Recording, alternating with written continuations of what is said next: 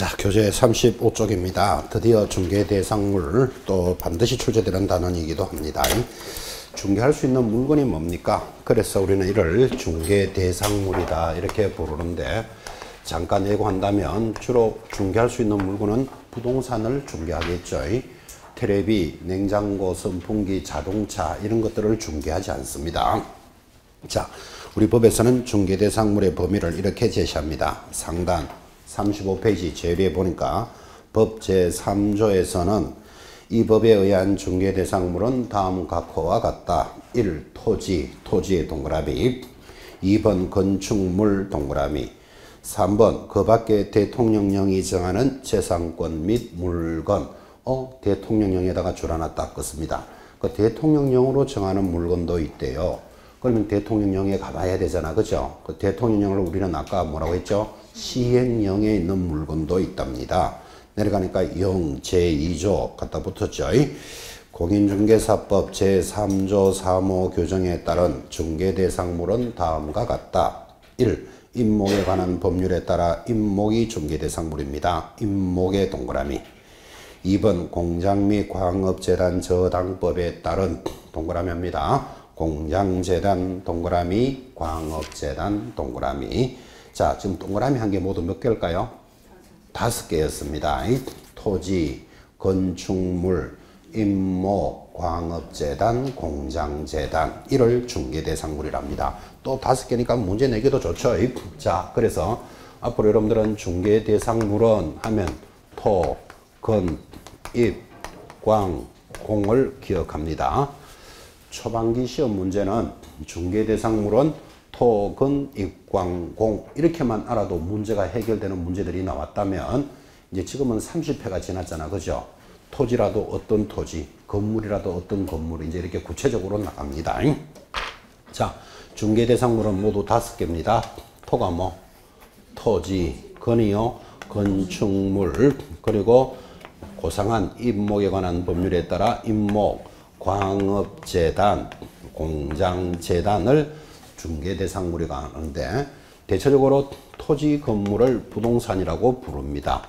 그럼 여러분들은 부동산이 중개대상물이다 그러면 되죠.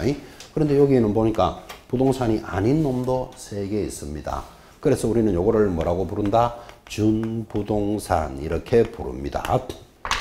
자, 요렇게만 딱 정리해 놓고도 문제가 되죠. 부동산만 중개대상물이다. X입니다. 뭐가 포함되어 있다? 준부동산도 포함한다. 여기까지 익히시고, 이때 준부동산을 여러분 학교론에서는 의제부동산 이렇게도 이야기합니다. 의제부동산이라는 말은 부동산으로 봐준다 그런 뜻이에요. 그래서 부동산만 중개대상물이다 하면 틀립니다.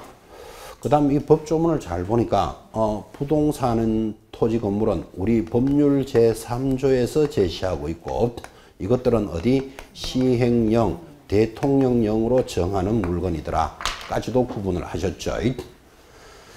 그래서 이렇게 묻습니다. 중개대상물은 법률로서만 규정하고 있다. XX 어디에도 있다? 대통령령, 시행령에도 있다. 여기까지 따라 붙으셔야 됩니다. 이걸 편안하게 문제 낼 때는 이렇게 논하겠죠. 중개대상물은 법률과 시행규칙으로 정해져 있다. 그럼 무조건 X입니다. 시행규칙이 아니고 뭐 시행령, 대통령령이라 그랬죠. 그래서 여기까지를 법조문을 분석해 본 겁니다. 자, 이제 이 물건들 중에서 그래도 중요한 물건이 뭐다? 토지, 건물이겠죠. 우리가 밖에서 나가서 만나는 제일 많은 물건이 뭐? 주로 아파트 거래하잖아, 그죠? 아파트를 뭐라 부른다? 건축물 또는 뭐 토지이지. 여기 있는 3가지는 잘 안 하죠. 여러분 평생개공사가 임목이나 광업재단, 공장재단을 중개했다 이런 말은 거의 못 들어볼 겁니다. 근데 법으로는 들어와 있어요, 저게. 그러니까 시험도 토지, 건물에서 거의 다 출제하는 게 원안인데, 이제 여기서 문제를 내면 여러분들이 어려워합니다. 왜 어려워하는가 하면 잘 안 보던 물건이니까, 그죠? 그래서 이제 임목, 광업재단, 공장재단도 문제가 들어올 때가 돼 가니까 조금씩 자꾸 실력을 넓혀 나갈 겁니다. 일단 어디에 초점 둬야 된다? 주 토지와 건물이 뭐냐에 대해서 초점을 잡고 계셔야 됩니다. 그래서 교재는 내려가면 2번 중개대상물의 종류 해놓고 첫째 토지는 하고 이제 출발을 해주는 겁니다. 자, 이 물건들 중에서 첫째 토지는 중요합니다.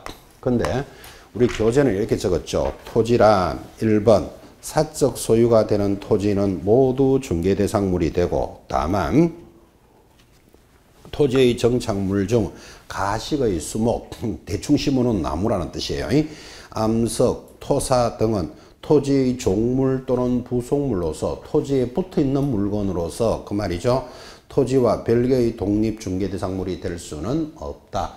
가식의 수목, 토사 이런 것들은 땅을 팔 때 같이 사고 파는 거지 별도로 거래하는 것은 아니다. 2번 분필하지 않은 채, 분필이라는 것은 땅을 나누는 걸 분필이라고 합니다. 지적법에서도 굉장히 강조할 겁니다. 자, 분필하지 않은 한 필의 토지 일부라도 뭐는 가능하다. 지상권, 지역권, 전세권의 설정 및 임대차는 가능하므로 이것들은 뭐가 된다? 중개대상물이 된다.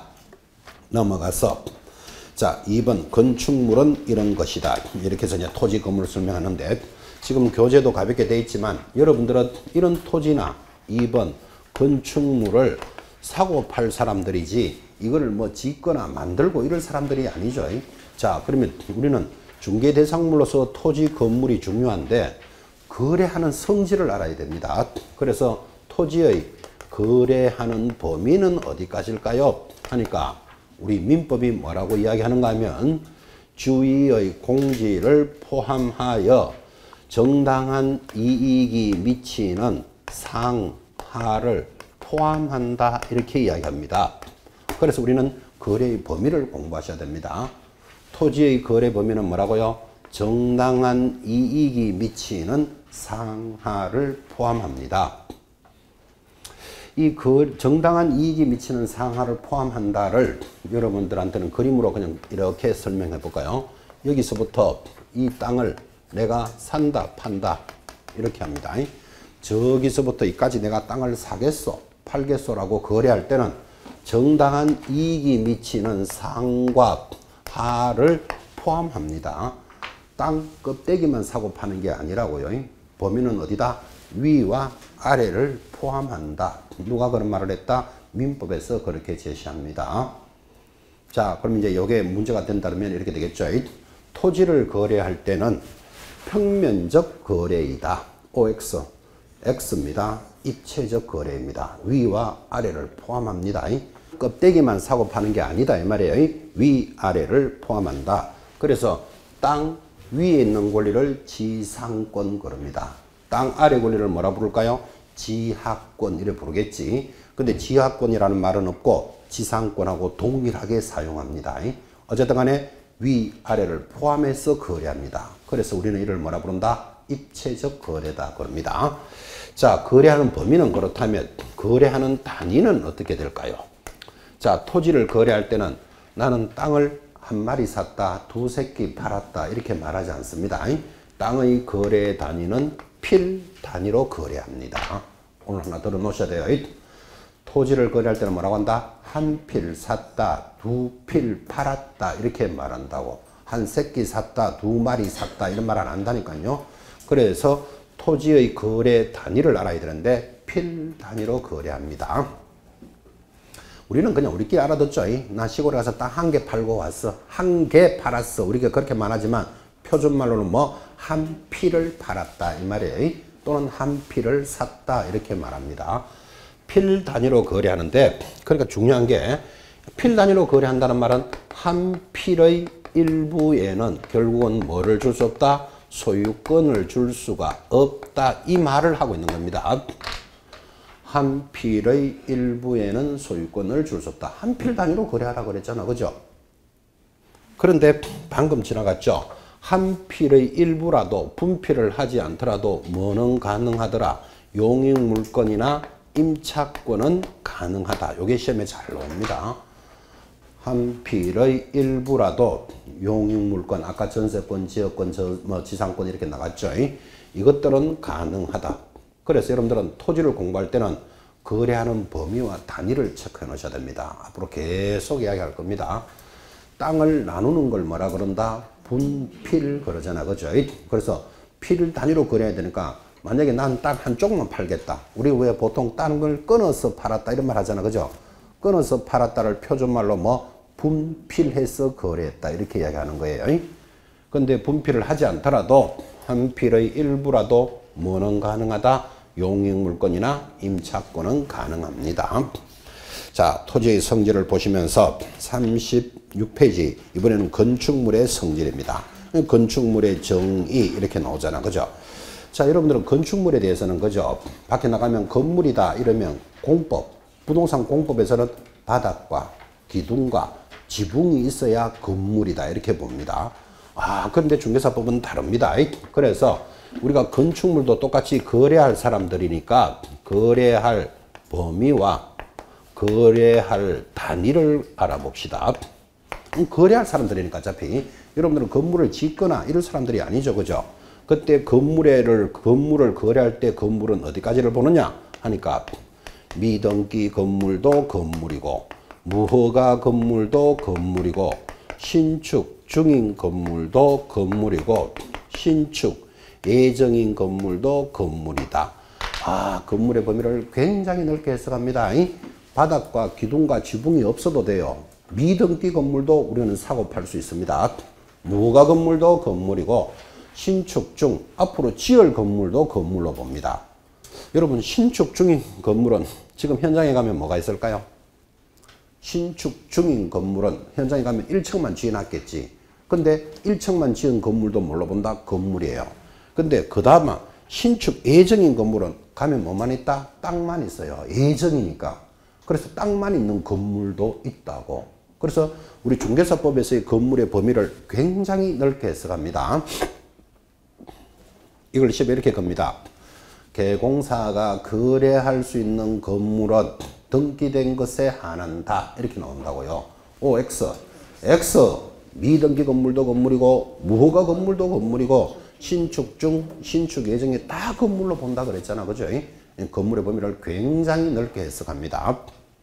그때 신축 예정이다 이 말은 아직도 건물이 없잖아요. 예정이니까 대표적으로 이거를 뭐라 부른다? 분양권이라고 부릅니다. 그래서 분양권은 우리 판례가 인정하는 중개대상물입니다. 이런 분양권도 사고 판다 이런 말 들어봤나요?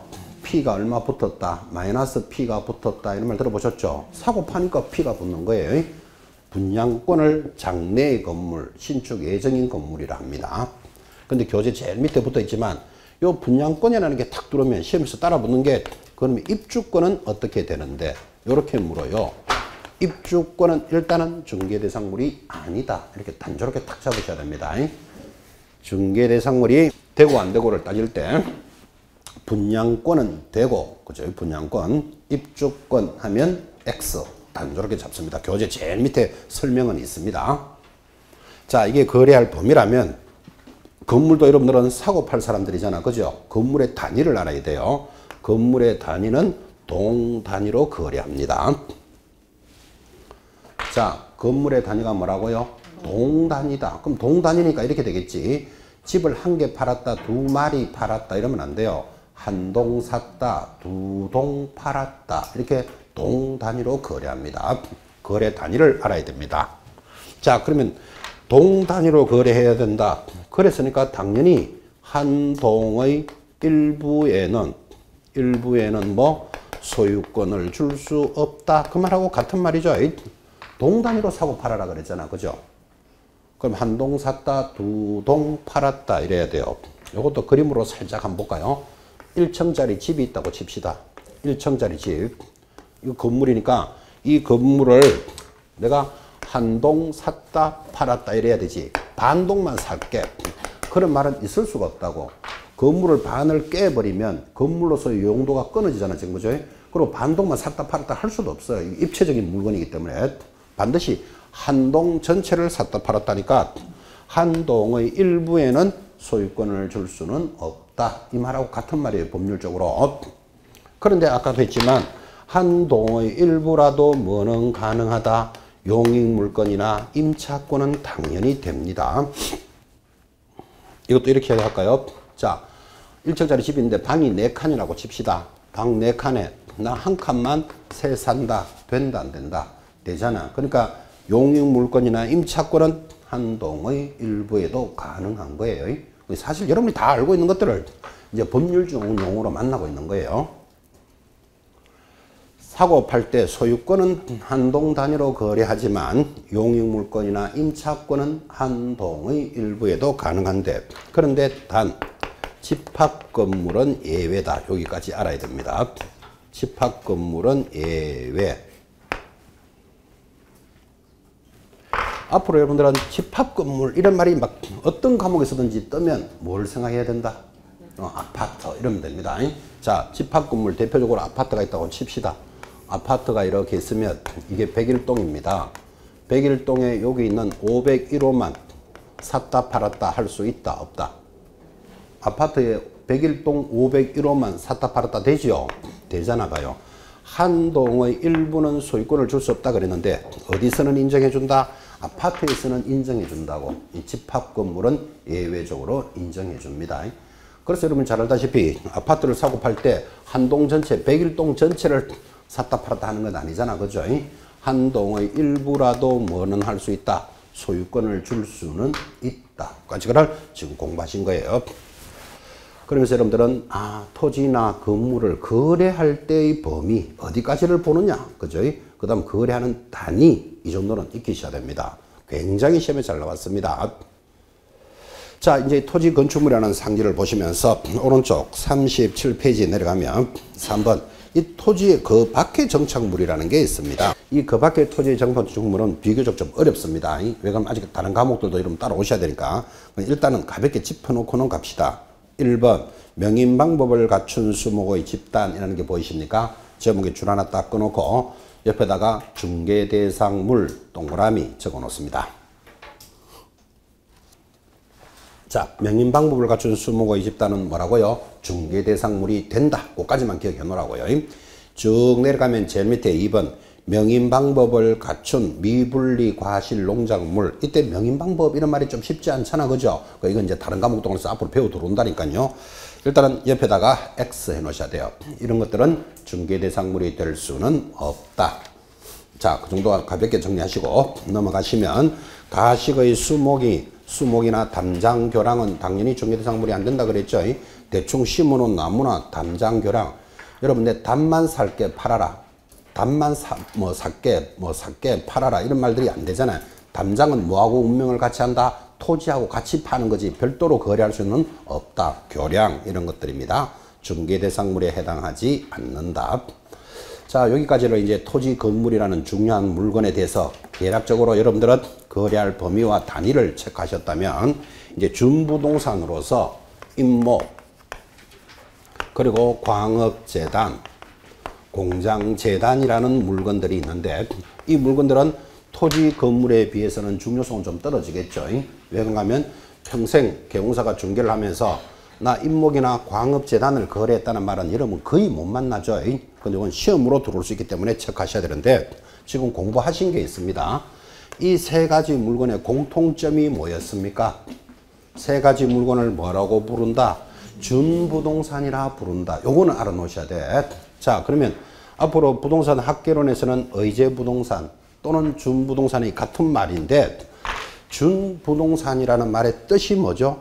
부동산으로 봐준다 그런 뜻이에요. 그걸 부동산으로 봐주는 것도 중개대상물이 된다고. 그리고 이건 제목부터 잡으셔야 돼요. 제목이 뭐라고요? 임모, 광업재단, 공장재단. 공통점이 뭐다? 준부동산이다. 이건 들으셨잖아 지금. 그죠? 준부동산을 다른 말로 뭐? 의제부동산. 같은 말이에요 이게. 그러니까 아까도 물었지만 부동산만 중개대상물이 된다 하면 틀린다니까요. 준부동산도 포함하고 있습니다. 자, 제목부터 딱 잡으시고 준부동산이 무슨 뜻일까요? 이제 이 세 가지 물건의 공통점이 준부동산이다 이랬는데 준부동산의 뜻이 뭐냐고? 준부동산이라는 것은 부동산으로 봐준다 그랬잖아요. 그럼 부동산으로 봐준다 그랬으니까 이것들이 부동산의 성질이 있다 이 말이에요. 그죠? 자, 그러면 이제 부동산이 뭔지를 알아야 된다고. 그러면 여러분 가볍게 듣기를 부동산이 있고 동산이 있는데 동산과 부동산의 차이가 뭘까요? 동산과 부동산의 차이가 뭘까요? 이러면 초등학생들은 움직이는 것을 동산이라 하고 움직이지 않는 건 부동산이라 한다. 이거는 이제 초등학생들이 할 수 있는 이야기. 틀린 말은 아니잖아. 그죠? 근데 앞으로 여러분들은 이제 법을 배우신 분들은 동산은 점유로서 공시하고 이렇게 말합니다. 동산은 뭐라고요? 점유로서 공시하고 부동산은 등기함으로써 공시한다. 이제 법을 배운 사람은 말을 그래 한다고. 자, 동산이 움직이는 거니까 대표적으로 볼펜이나 뭐 모자, 신발, 안경 이런 것들은 움직일 수 있죠. 이런 거는 동산인데 이 모자나 볼펜이 누구 것이냐는 공시는 뭘로 나타낸다? 내가 가지고 있으면 내 것인 거예요. 내 것이면서 내가 가지고 있는 걸 뭐 자주, 점유 이렇게 공부해요. 그건 내 것이 아니면서도 가지고 있을 수 있는 걸 타주, 점유 또는 남의 것을 훔쳐서 가져가 있는 것을 불법 점유 뭐 이런 것들을 공부하게 되니까 점유는 그때 이야기하기로 하고 일단은 동산은 점유로서 표시하는 거예요. 근데 부동산은 대표적으로 아파트는 부동산이라는 건 아시죠? 아파트가 이건 내 거다 아니다를 내가 아파트에 살고 있으면 내 겁니까? 등기돼야 됩니까? 등기돼야 돼. 부동산은 뭐가 돼 있다? 등기가 돼 있다니까. 그죠? 그래서 법률적으로 동산과 부동산의 가장 큰 차이. 부동산은 뭘로? 등기로서 공시하고 동산은 뭐? 점유로서 공시한다가 법률적으로 다른 거예요. 자, 그럼 이제 동산, 부동산은 느낌을 좀 들었다면 이것들은 준부동산이라 그랬잖아. 그죠? 그럼 준부동산은 부동산으로 봐준다. 그랬으니까 부동산으로 봐준다라는 말은 뭐가 돼 있다? 다 등기가 돼 있다. 이 말이에요. 근데 동산인데도 불구하고 등기돼 있으니까 이거를 준부동산이다. 이렇게 봐줍니다. 우리 사회에 준부동산 한 20몇 개가 됩니다. 준부동산은 모두 몇 개? 20몇 개가 되는데 우리가 중개할 수 있는 건 몇 개? 3개예요. 그래서 제목부터 딱 잡고 계시고 이것들은 뭐가 돼 있다? 등기돼 있다는 건 오늘 알고 가셔야 됩니다. 자, 38페이지 그 임목을 설명해 줍니다. 자, 거기 2번에 정의 한번 보십시오. 상단에 3번에 2번 정의. 임목이란 토지에 부착된 수목의 집단으로서 수목이라는 게 나무예요. 수목의 집단으로서 소유자가 이 법에 따라 줄 것입니다. 소유권 보존 등기를 받은 것. 지금 보존 등기 이런 말도 여러분한테는 어렵습니다. 처음 공부하시는 분은 처음 하는 등기를 뭐라 그런다? 보존 등기 그럽니다. 또 말고도 설정 등기, 이전 등기 이런 걸 공부합니다. 근데 보존 등기는 등기를 처음 하는 거니까 처음 하는 건 뭐밖에 없다? 소유권밖에 없어요. 그래서 보존 등기 이 말은 곧 소유권 보존 등기예요. 그 말이 이꼴. 자, 그건 이제 지적법 등기법에서 다시 공부하기로 하고 일단은 임목은 뭐가 돼 있다? 소유권 보존 등기가 돼 있다. 이 말은 짚으셔야 되고 등기돼 있으니까 임목이라고 부른다고. 자, 오른쪽 갑시다. 39페이지 제일 하단 오른쪽 39페이지 제일 하단에 오니까 공장 및 광업재단 저당법에 따른 공장재단 들어오죠. 한 장 넘겨보시면 41페이지 그게 5번에 공장 및 광업재단 저당법 법이 똑같잖아요. 똑같은 법에 따라서 이번에는 뭐 광업재단이라는 것도 보이죠. 그죠? 근데 이 두 가지 물건은 같은 법에 있는 놈이에요. 뭐 같은 법에 있으니까 뭐가 돼 있다? 등기돼 있다가 표준말이라고. 그걸 잡으셔야 된다고. 자, 5번, 1번, 4번하고 똑같지만 5번으로 갑시다. 41페이지. 4번도 내용이 똑같아요. 똑같은데 5번에 1번 광업재단의 정의. 자, 광업재단이란 요 말을 앞에는 뭐라 하면 공장재단이란 요래 적어놨어요. 이거 똑같은 말이라니까. 같은 법에 있으니까. 광업재단이란 광업권과 광업권에 기하여 광물을 채굴하거나 탕광 이런 말 들어보셨죠? 그건 광물을 채굴하는 거예요. 채굴, 취득하기 위해 각종 설비와 이에 부속되는 사업의 설비로 구성되는 일단의 기업재산으로서 줄 것입니다. 이 법에 따라 소유권과 저당권의 목적이 되는 것을 말한다. 그러니까 한마디로 뭐가 돼 있다? 등기돼 있다 이 말이에요. 근데 여기서는 중요한 게 저당권이 들어가는구나를 잘 보셔야 돼. 저당권에 동그라미를 딱 해놓습니다. 자, 이것만 가지고도 문제 한번 내봅시다. 광업재단, 공장재단도 똑같습니다. 일단의 기업재산으로서 이 법에 따라 소유권과 전세권의 목적이 되는 것을 말한다. OX. X라 그랬잖아요. 지금 뭐의 목적만 된다? 저당권의 목적만 된다는 걸 체크하라고 지금 묻는 겁니다. 그래서 이 세 가지 물건의 가장 큰 특징은 뭐다? 특징은 준부동산이다. 준부동산이라는 말은 등기가 되어 있다. 그때 처음 하는 등기를 뭐라고 부른다? 소유권 보존 등기가 되어 있는 거예요. 그런데 광업재단과 공장재단은 소유권 등기뿐만 아니라 뭐의 목적이 된다? 저당권의 목적이 된다. 그거를 기억해 놓으시라고. 전세권 이렇게 들어가면 틀린다고 지금 동그라미 해드렸어요. 그렇죠? 그럼 이 물건의 50%를 지금 한 거예요. 그리고 일단 이 보존 등기, 설정 등기, 이전 등기 또는 저당권 이런 것들은 일단은 이제 타 과목에서 자꾸 배워 들어오셔야 돼. 여기서 이제 그 권리들을 알아야 설명이 들어가니까. 그렇죠? 오늘은 큰 줄기를 잡아 놓으셨습니다. 자, 그리고 넘어가면 교재 42페이지 이제 이런 5가지 물건의 계략적인 생각을 공부했는데 그때 중개대상물의 여부 된다 안 된다 이렇게 나오죠. 그 우리 교재는 얼마나 잘 만들었는가 하면 한 장 더 넘겨서 44페이지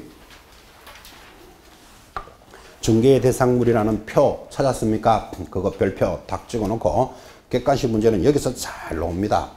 표를 보는 방법 왼쪽이 뭐지요? 중개대상물인 것, 오른쪽은 중개대상물이 아닌 것 이래 나가죠.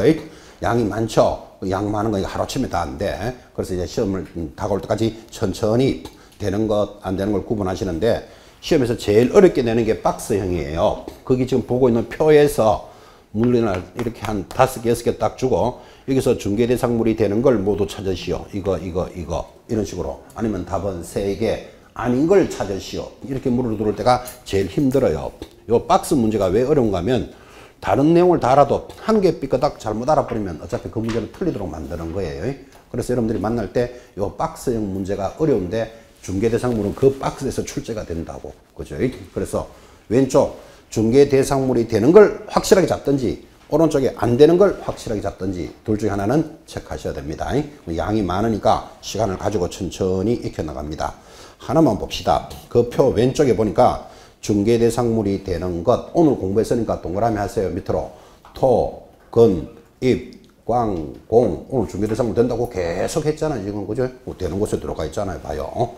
그래서 이렇게 되는 것, 안 되는 것을 구분해 갑니다. 이제 넘어가 보시면 교재로는 49페이지 가벼운 단원입니다. 공인중개사 제도입니다. 지금 여러분들이 이 공인중개사로 공부하러 오신 분들이잖아요. 그래서 공인중개사 시험, 공인중개사 시험 제도에 대해서 공부합니다. 그래서 이 단어는 문제는 한 문제 정도 출제가 되는데 이 단원에서 만약에 시험에 틀린다. 그러면 여러분들은 자존심 상해야 됩니다. 어차피 공인중개사를 공부하는 사람이 시험 치는 것에 대해서 모르고 있는다. 그러면 자존심 상하잖아 완전히. 그죠? 가볍지만 점수를 받아야 되는 단원 공인중개사 제도 이렇게 출발을 합니다. 한 장 넘기시면 50페이지. 자, 공인중개사 정책심의위원회라는 게 나오는데 이 단원에서는 거의 여기가 그래도 제일 어렵습니다. 이 공인중개사 시험 제도는 이 시험은 누가 실시하고 시험을 치는 자격은 어떻게 되고 어떻게 합격자를 결정합니까? 이런 것들은 여러분이 잘 알고 있습니다. 사실은. 근데 이 단원에서 그래도 좀 어려운 게 정책심의위원회 이게 어려운 부분이에요. 어려운 부분을 가볍게 확인하고 넘어갑니다. 지금 제목이 뭐라고 나왔는가 하면 심의위원회 이렇게 들어왔잖아. 그죠? 이때 여러분한테 감각을 살리려고 위원회는 뭐 하는 곳이다? 심의하는 곳이에요. 그런데 우리나라는 위원회 공화국이다 이런 말을 해요. 무슨 일만 터졌다 하면 위원회부터 만드는 거예요. 공인중개사 정책을 관리하는 곳이 심의위원회예요. 그래서 공인중개사 심의위원회라는 것도 있고 여기서 문제가 하나 좀 나올 때가 어렵다고 여러분들이. 자, 공부합시다. 심의위원회 해놓고 동그라미 1번 공인중개사의 업무에 관한 사항을 심의하기 위하여 줄 것입니다. 국토교통부 줄 딱 꺼놓고 예, 공인중개사 심의위원회를 두어야 한다. 둘 수 있다. 둘 수 있다. 둘 수 있다. 밑줄 딱 긋고 옆에다가 두어야 한다 하면 X 표시해 놓으셔야 됩니다. 그래서 심의위원회는 필수 기관이다. 임의적 기관이다. 임의적 기관이에요. 둘 수 있다라고 되어 있는데 시험에서 두어야 한다 들어가면 틀립니다. 표시하셨죠? 둘 수 있다. 그때 2번 내려가면 심의사항 뭐를 심의합니까 하니까 아래 박스 4가지를 심의하는데 딱 보는 순간 중요하다 안 중요하다. 여러분들 오지선당 준비하니까 딱 4개 딱 누르면 감각적으로 중요하다는 걸 느끼라 그랬잖아. 그죠? 이거 자꾸 내공을 쌓아야 된다고요. 이건 바로 시험 문제가 된다. 이렇게 딱 보셔야 돼. 심의하는 것이 하나, 둘, 셋, 4개가 있기 때문에 쓸데없는 놈을 탁 끌어놓고 심의사항이 아닌 것, 이렇게 문제를 만든다니까. 그죠? 자, 심의해야 되는 게 뭘까요? 1번, 공인중개사 시험 등 공인중개사 자격 취득에 관한 것을 심의합니다. 핵심 단어, 자격 취득의 밑줄. 2번, 중개업의 육성에 관한 사항, 중개업의 밑줄. 3번, 손해배상의 책임에 관한 사항, 손해배상 책임 줄 것입니다. 4번, 보수의 변경에 관한 사항, 보수의 변경에 줄 거 놓고 이 4가지를 심의한다. 그죠? 자, 이렇게 심의하는 게 중요합니다 하니까 어떤 분은 지금 줄 걷는 걸 가지고 암기할 때 자중보손 막 이렇게 막 암기하는 분도 있는데, 물론 뭐 자중보손 이렇게 암기해도 좋아요. 뭐 안 하는 것보다 낫는데, 자중보손 해놓고 손이 뭘까요? 하면 몰라요. 이러면 날 세요. 그래서 심의하는 것은 여러분들이 지금 줄 걷는 대로 그대로 이렇게 막 암기한다고 생각하지 말고, 4가지를 보니까 여러분에게 가장 중요한 것들을 심의합니다. 지금 여러분에게 가장 중요한 것, 1번, 대통령이 누가 되는 게 중요합니까? 자격 취득이 중요합니까? 여러분들은 자격 취득이 중요한 겁니다. 대통령이 누가 돼도 될 거니까 여러분에게 제일 중요한 걸 심의한다고. 자격 취득에 관한 사항. 2번, 자격을 취득해야 뭐를 할 수 있다? 중개업을 할 수 있습니다. 중개업을 해야 뭐를 받는다? 중개보수를 받습니다. 보수의 변경에 관한 사항을 심의합니다. 4번째, 중개를 하면서 의뢰인에게 손해를 입히면 뭐 해줘야 된다? 손해배상을 책임져야 돼. 그래서 손해배상의 책임에 관한 사항을 심의하니까 이 4가지를 자중보손 뭐 이렇게 암기해도 좋겠지만 반드시 나에게 가장 중요한 걸 심의한다. 이렇게 말로서 연결하시기 바랍니다. 자중보손 해놓고 손이 뭐예요? 몰라요. 손은 이러면 날 샌다고 지금. 그죠? 여기다가 이제 시험에 이렇게 들어오겠죠. 예를 들면 자격증을 교부하는 사항 이런 거 턱 걸어놓고 심의하지 않는 것 이런 거 찾아낼 준비를 하셔야 된다고. 자격증 교부하는 것 심의한다 안 한다? 안 합니다. 자, 심의하는 사항 4가지가 중요한데 이거 4가지를 공부할 때는 앞글자를 따서 외우는 게 아니고 내용을 이미지로 잡으셔야 돼. 여러분에게 제일 중요한 걸 심의해요. 지금 현재 여러분 제일 중요한 건 뭐? 자격을 취득하는 게 중요하잖아. 그죠? 자격을 취득해야 뭐를 할 수 있다? 중개업을 할 수 있습니다. 중개업을 해야 뭐를 받는다? 중개보수를 받습니다. 보수에 관한 사항을 심의합니다. 4번째, 고객에게 손해를 입히면 손해배상 책임을 여기서 심의한다고. 지금 현실적으로 내한테 제일 중요한 걸 심의한다. 이렇게 해서 4가지를 익히시라. 그런 뜻이에요. 여러분, 이게 얼마나 중요한가를 살짝 한번 이야기해 볼까요? 우리 이제 좀 이따 나오겠죠. 1차 시험 과목은 뭐 민법과 개론이 있습니다. 2차 시험 과목은 여러분이 제일 좋아하시는 지금 과목 중개사법, 그리고 뭐 부동산 공법, 그리고 공시세법이라는 과목이 있는데 이게 시험 과목이죠. 만약에 자격 취득에 관한 것을 여기서 심의하기를 시험 과목이 너무 많다. 공인중개사 되는데 원래는 민법을 폐지하겠다. 이거를 여기서 심의할 수 있다고요. 근데 민법을 폐지하겠다 이렇게 심의해버리면 이 자리에 졸도하는 사람 생깁니다. 해놨는 공부가 민법밖에 안 했는데 폐지해봐요. 졸도해버리죠 완전히. 여러분들 얼마나 중요하게 다가온다는 걸 한번 느껴보라고 이야기하는 거예요. 있는 거를 폐지하겠다도 졸도하겠지만 2차 과목에 윤리를 추구하겠습니다. 국민윤리도 여러분 생활 자체가 윤리 그 자체지만 시험 과목 윤리 들어오면 골 때립니다. 이것도 옛날에는 윤리 과목도 있었습니다. 중개사법에. 근데 지금 이게 폐지됐을 뿐이죠. 그리고 이런 자격을 취득하는 것에 대해서 여기서 심의한다 이 말이에요. 그러니까 이거 얼마나 중요하냐 이 말을 이해해 보라고. 자격을 취득해야 뭐를 한다고요? 중개업을 할 수 있고, 중개업을 해야 중개보수를 받을 수 있습니다. 아까 중개보수는 매매는 0.9, 임대는 0.8 이런 이야기 했죠. 여기서 중개보수는 이제는 1.2%까지 받을 수 있도록 하자. 이런 걸 여기서 심의한다고. 얼마나 여러분한테 중요하다는 걸 이해하라 이 말이에요. 그 다음 손해배상의 책임. 지금 공인중개사는 1억을 가입하고 영업합니다. 손해를 생기면 법인은 얼마? 2억 이렇게 돼 있는데 이게 금액이 너무 작아.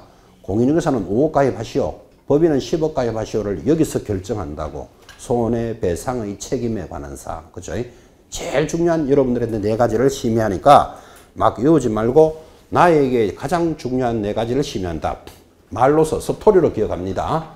자격을 취득하는 게 제일 중요하죠. 자격을 취득해야 중개업을 할 수 있고 중개업을 해야 중개보수를 받습니다.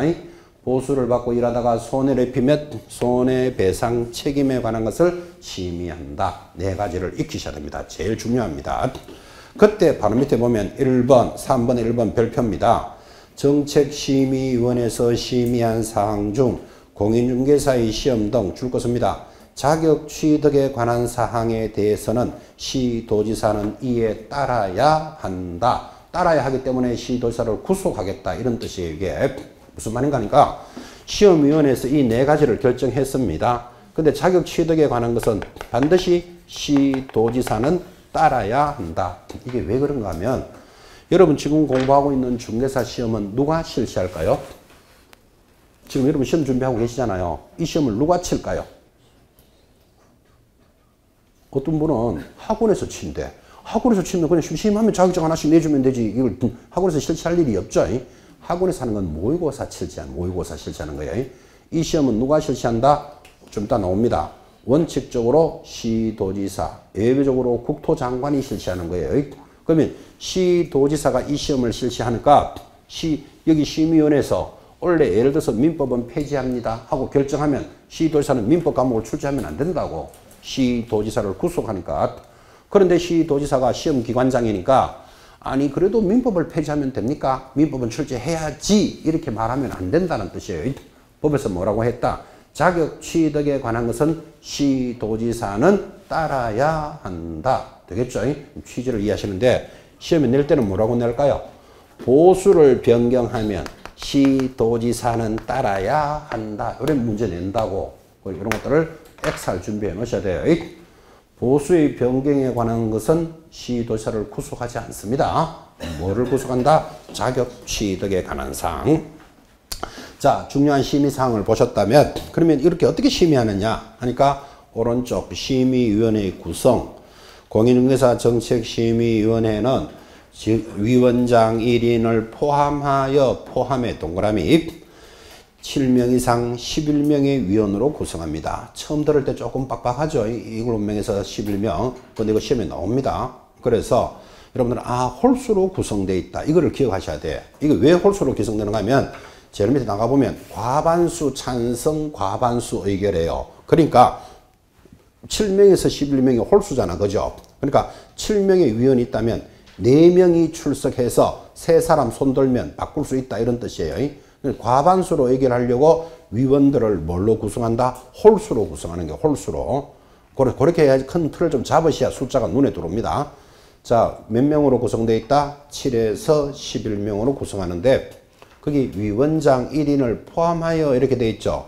위원장 1인은 제외하고 이렇게 시험에 나온 바 있어요. 옆에다가 제외하면 X.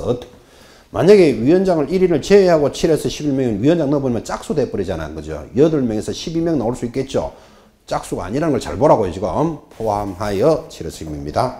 그때 위원장은 누가 됩니까? 하니까 2번, 1번 국토교통부 제1차관이 된다. 국토교통부 제1차관 줄 딱 꺼놓고 시험에 낼 때 어떻게 낼까요?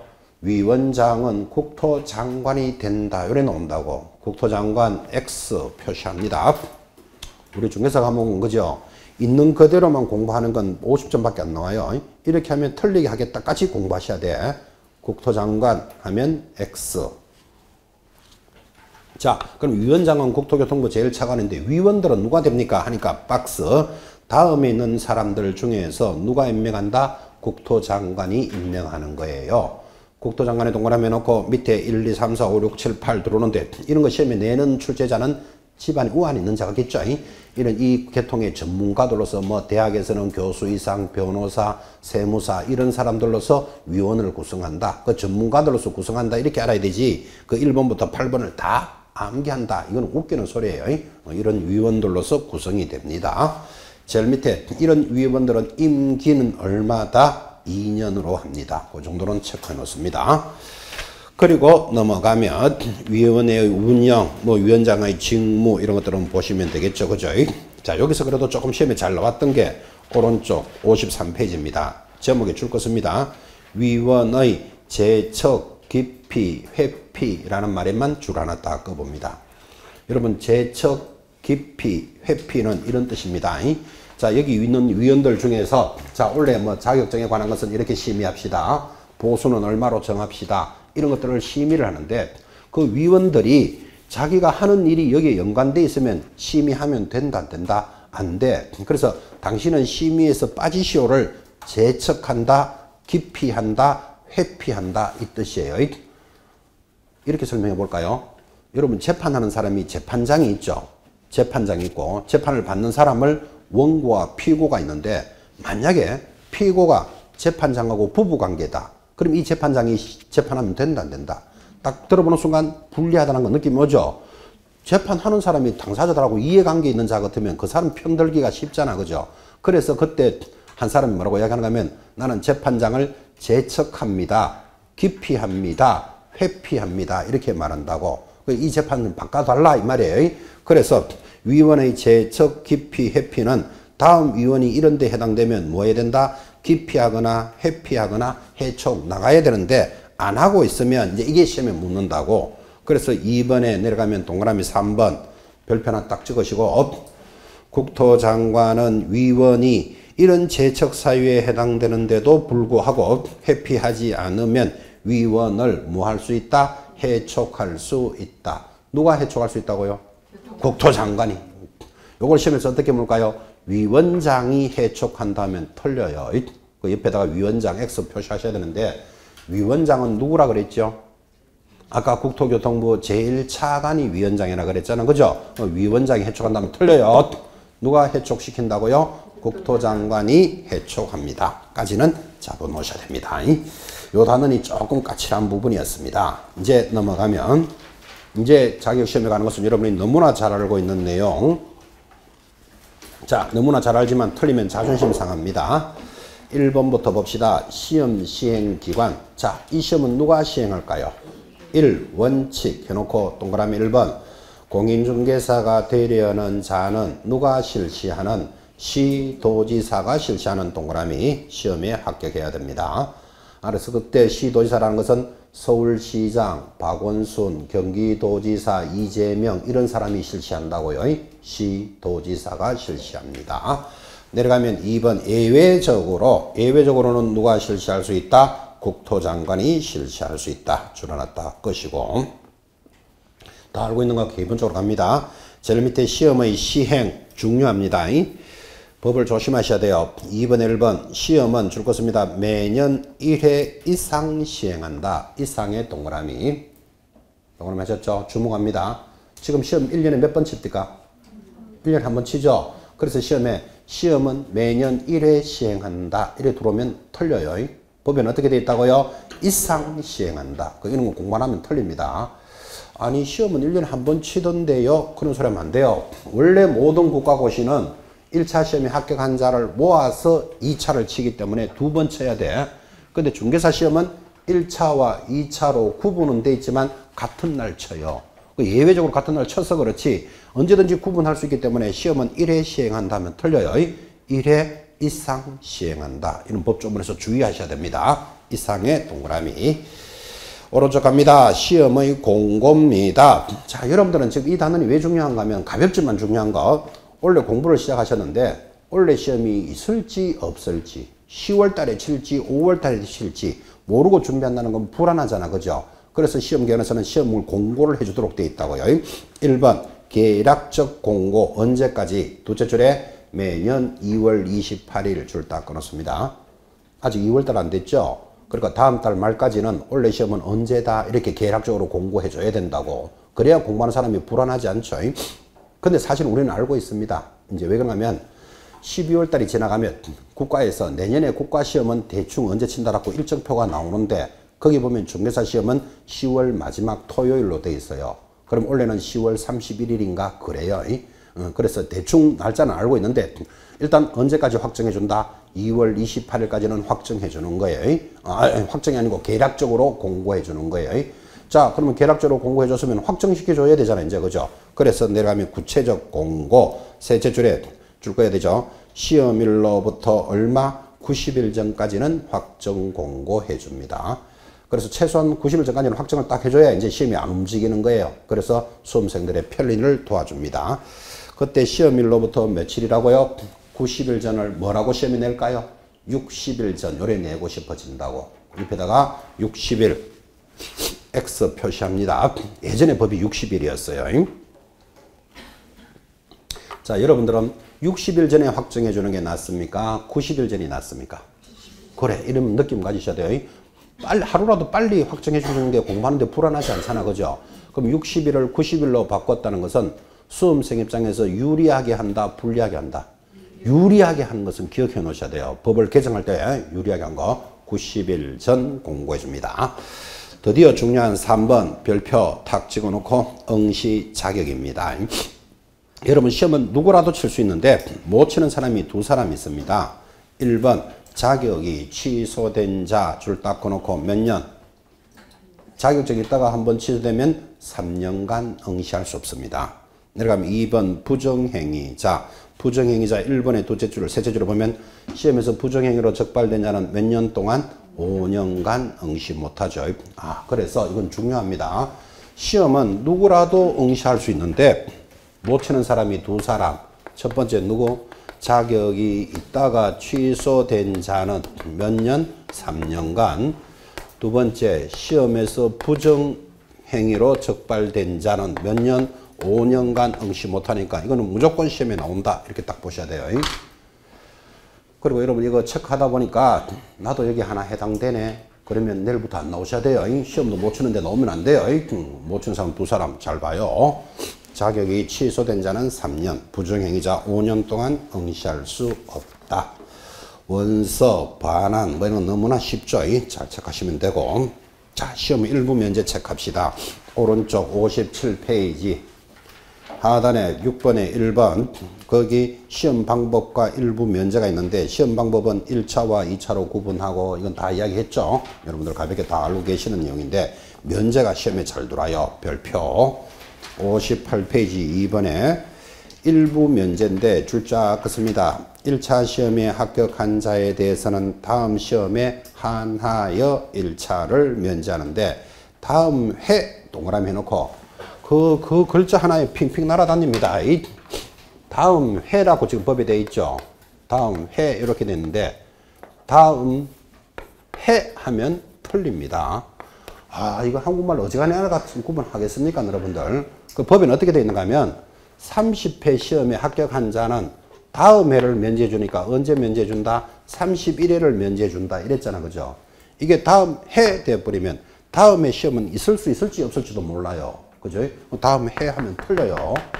반드시 30회에 1차 합격한 자는 31회만 해주겠다는 뜻이에요. 그 다음번 시험 치는 걸 면제해 주는 게 아니고 그 다음 회에 한하여 면제해 준다고. 작은 차이를 유념하셔야 됩니다. 이거 강조해서 수업 안 하면 다음 해 이렇게 탁 누르면 글자 못 찾아낸 사람 태반입니다. 태반. X 표시해 놓으셔야 돼요. 다음 해가 아니고 다음 회 1차를 면제해 줍니다.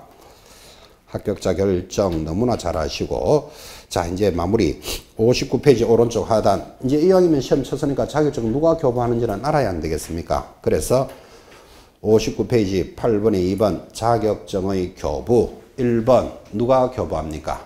시도지사는 그랬습니다. 시도지사의 동그라미 국토교통부령이 정하는 바에 따라 자격증을 교부할 수 있다가 아니고 하여야 한다. 그래서 반드시 누가 교부한다? 시도지사가 교부합니다. 시험에 뭐라고 내는가 하면 국토장관이 교부한다. 이러면 틀려요. 자격증은 누가? 시도지사가 교부합니다. 됐죠? 나머지는 다 됐고 넘어가서 마찬가지 60페이지 이렇게 받았던 자격증을 재교부하는데 여러분 받았던 자격증을 왜 다시 받을까요? 잊어버리거나 못 쓰게 되면 재교부죠. 그러니까 어려운 내용은 아니죠. 그럼 이 재교부도 누구한테 받느냐 이렇게 묻는다고. 누구한테 받는다고요? 거기 동그라미 2번 자격증 재교부를 신청하고자 하는 자는 별지 4호서식의 재교부 신청서에다가 줄 거 볼까요? 자격증을 교부한 시도지사에게 제출합니다.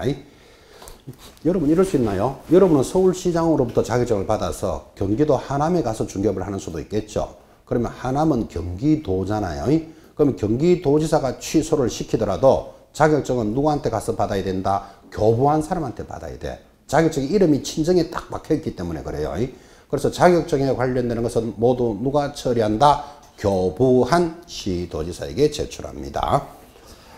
다 했고, 오른쪽 61페이지 이렇게 받았던 자격증을 뭐 할 수는 없다? 양도 대여를 할 수는 없다. 그건 상식이죠, 사실은. 그죠?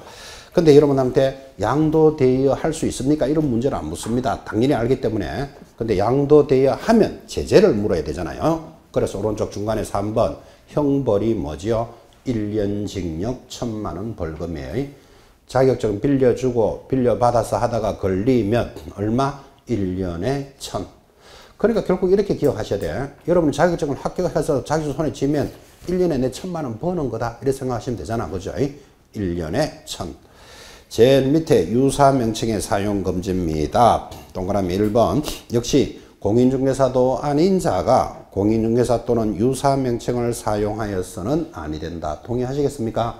지금 밖에 나가면 공인중개사가 아닌 자가 나 공인중개사 하다가 걸리면 얼마?